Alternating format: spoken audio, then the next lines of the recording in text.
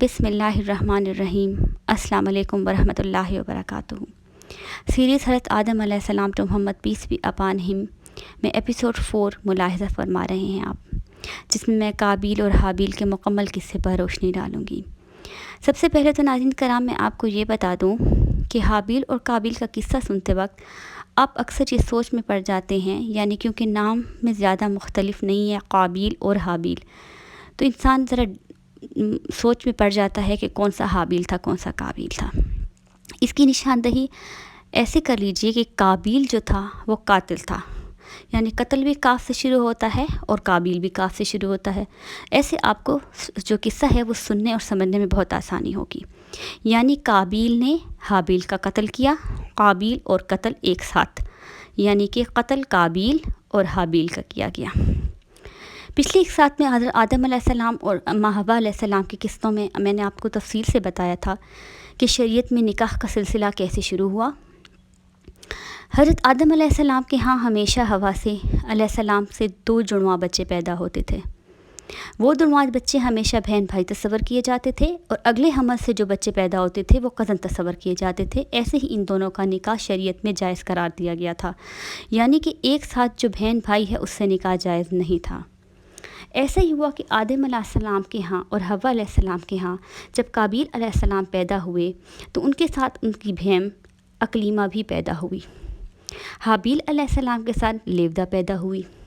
جیسے ہی جوانی میں چڑھتے گئے تو اقلیمہ بہت ہی خوبصورت ہوئی، لیودہ سے شکل صورت میں زیادہ خوبصورت تھی۔ پھر جب نکاح کا ٹائم آیا تو قابیل کو بہت اعتراض ہوا کہ لیودہ سے نہیں، میں نے اقلیمہ سے شادی کرنی ہے، حالانکہ یہ شریعت میں جائز نہیں تھا۔ قابیل فطرن بھی برائی کی طرف مائل تھا اور کھیتی باڑی کیا کرتا تھا، جبکہ حابیل انتہائی فرما بردار اور بہت ہی نیک انسان تھا، جو آدم کے دل کے بہت قریب تھا۔ وہ بھیڑ بکریاں چرایا کرتا تھا۔ جب یہ مسئلہ حضرت آدم علیہ السلام کے ساتھ قابیل نے پیش کیا کہ میں لیودہ سے نہیں اقلیمہ سے نکاح کرنا چاہتا ہوں، تو آدم علیہ السلام پریشان ہو گئے کہ شریعت کے خلاف تو ہم جا نہیں سکتے۔ تو انہوں نے یہ معاملہ اللہ پر چھوڑ دیا اور فرمایا، بیٹو ایسے کرو کہ اللہ کے ہاں صدقہ پیش کرو، جس کا صدقہ قبول ہو جائے گا اسی کا نکاح اقلیمہ کے ساتھ ہوگا۔ چونکہ حضرت قابیل جو تھا وہ کھیتی باڑی کا کام کرتا تھا، تو گندم کی بالیاں صدقے میں لے گیا اور فطرن برائی کی طرف مائل بھی تھا اور ذرا کنجوس بھی تھا، جبکہ حابیل جو تھا وہ بھیڑ بکریاں چرایا کرتا تھا اور فطرن نیک بھی تھا اور فرما بردار بھی تھا اور حساس بھی تھا اور دین کے راہ پر بھی جانے والا بھی تھا۔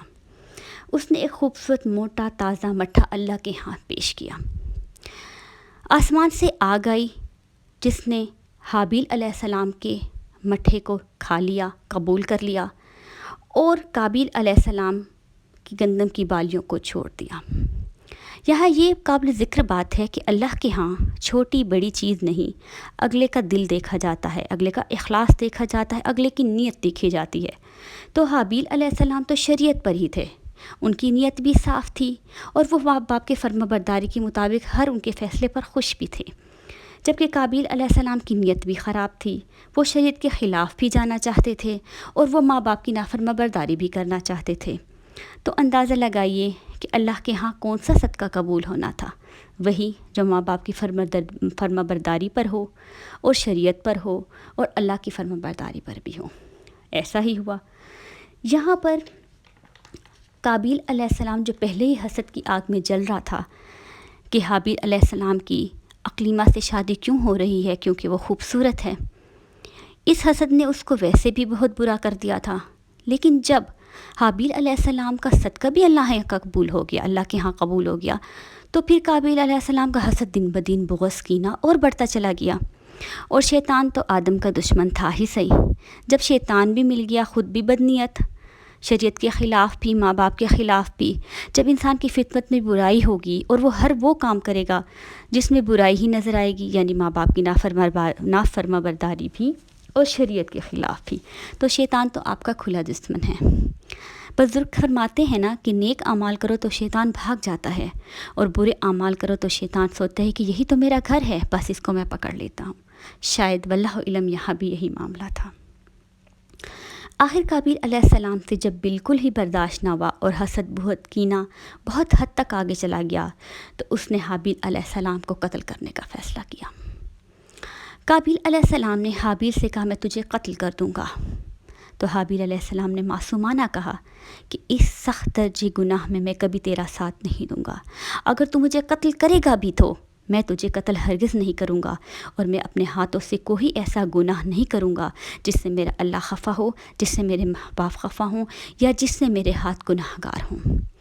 جب قابیل نے حابیل کے قتل کرنے کا سوچا تو وہ یہ تدبیر سوچ رہا تھا، کیونکہ یہ انسانیت کا پہلا گناہ اور پہلا قتل تھا، تو اس کو طریقہ ہی نہ آئے کہ میں کیا کروں۔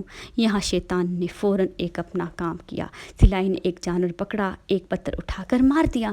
بس قابیل نے جب یہ دیکھا تو وہ بڑا خوش ہوا، اس نے بھی ایک موٹا پتھر اٹھا کر اپنے معصوم بھائی حابیل پر مار دیا، جو اس کے سر پہ لگا اور وہ وہیں شہید ہو گیا۔ یہاں پر حضرت آدم علیہ السلام کو پتہ بھی نہ تھا کہ کیا ہو رہا ہے، کیونکہ وہ مکہ کے سفر پر تھے۔ قتل کرنے کے بعد وہ بھائی کی لاش کو کندھے کی اٹھا کر در بدر ادھر گھوم رہا ہے۔ جب اللہ نے دیکھا کہ میرے نیک معصوم بندے کو ایسے قتل کر کے ایسے بے حرمتی کی جا رہی ہے، تو اس نے فون کووں کو حکم دیا اور 2 کوے آسمان سے آئے۔ پہلے ایک کوے نے دوسرے کوے کو مارا اور پھر دوسرے کوے نے اس کو زمین پر کاٹ دیا۔ جب قابیل نے یہ دیکھا تو اپنے آپ کو کوستا رہا کہ مجھ سے تو یہ کوے بھی اچھے ہیں، کیا میں اتنا برا ناعقل ہو گیا ہوں کہ مجھے اتنی سی تدبیر بھی سمجھ نہ آئی۔ بس اس نے بھی گھڑا کھودا اور اس میں قابیل نے حابیل علیہ السلام کو ڈال دیا اور اوپر مٹی ڈال دی۔ وہاں آدم علیہ السلام مکہ کے سفر سے واپس تشریف لے آئے اور دن رات حابیل علیہ السلام کو ڈھونڈنے میں لگا دی، پر حابیل علیہ السلام کا کچھ پتہ نہ چلا۔ دن گزرتے رہے اور آدم علیہ السلام نے کھانا پینا اور ہوا نے کھانا پینا چھوڑ دیا۔ ان کو ہر لمحے اپنے بیٹے کی یاد ستاتی تھی، رو رو کر ان کے آنسو خشک ہو گئے تھے اور ان کا بڑا ہی برا حال تھا، لیکن کہیں بھی بے چین دلوں کو سکون نہیں آ رہا تھا۔ یہی حالت جب بہت گزر گئی تو ایک دفعہ آدم علیہ السلام کو نیند آئی اور اللہ نے نیند میں ان کو دکھایا کہ حابیل علیہ السلام الحیاس الحیاس ابھی تر پکار رہے ہیں۔ آپ اٹھ کر رونے لگے، اتنا روئے کہ کوئی حد ہی نہ تھی۔ اسی پر اللہ کا حکم ہوا اور جبرائیل علیہ السلام آئے اور آپ کو حابیل کی قبر پر لے گئے۔ ہوا آدم علیہ السلام دونوں مل کر گئے اور جب قبر کے قریب پہنچے اور قبر سے مٹی ہٹائی اور دیکھا تو ان کا کوئی حواس نہ رہا۔ وہ ایسے بدحواس ہوئے، ایسے غم میں مبتلا ہوئے کہ اپنے پیارے بیٹے کی لاش کو دیکھا تو مغز نکلا ہوا تھا اور خون میں لت پت تھی۔ ان سے یہ غم اور درد برداشت نہ ہوا، انہوں نے تابوت میں حضرت حابیل علیہ السلام کے جسم کو ڈالا اور اپنے ساتھ گھر لے آئے اور ادھر ہی دفن کر دیا۔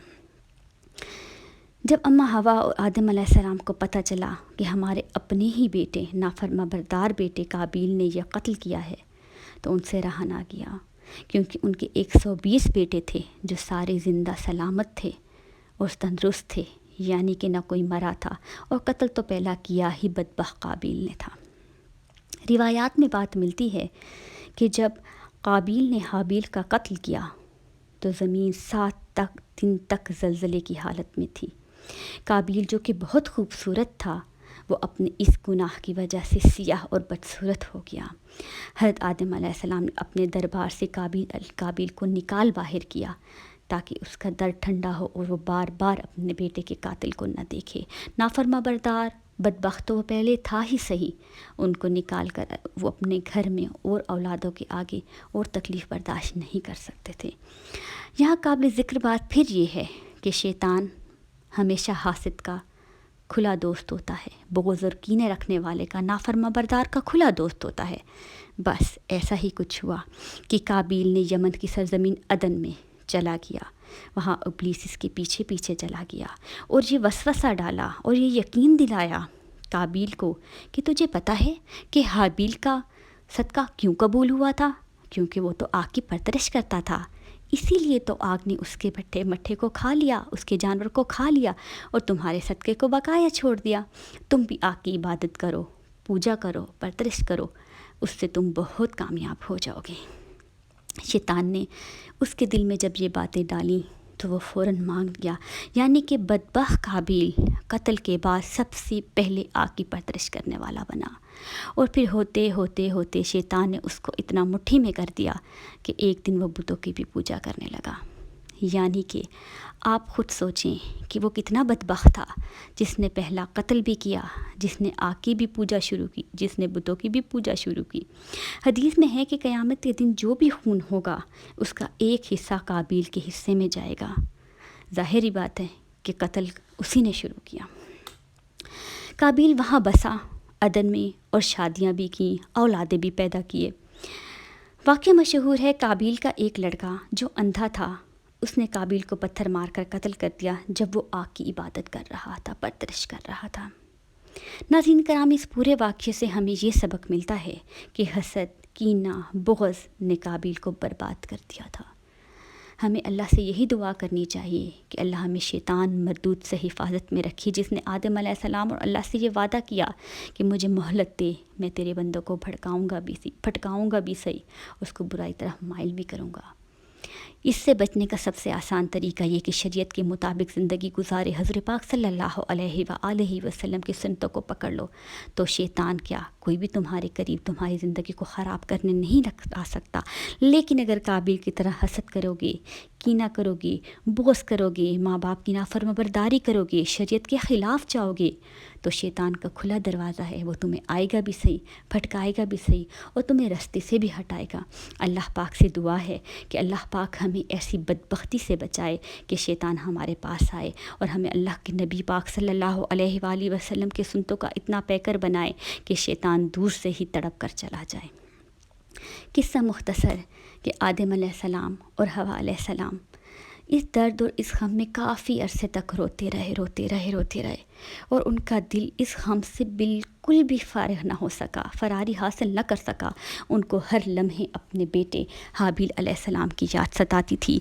हज़रत आदम अलैहिस्सलाम को बहुत उम्मीद थी, बहुत वक़ार था और बहुत ही ज़्यादा आस थी कि मेरा बेटा हाबिल एक फर्माबरदार बेटा है, जिसका दिल और नीयत साफ़ है, जो अल्लाह और उसकी मखलूक से, माँ बाप से मोहब्बत करता है और यही मेरे बात इंशाल्लाह मेरे दीन को फैलाएगा।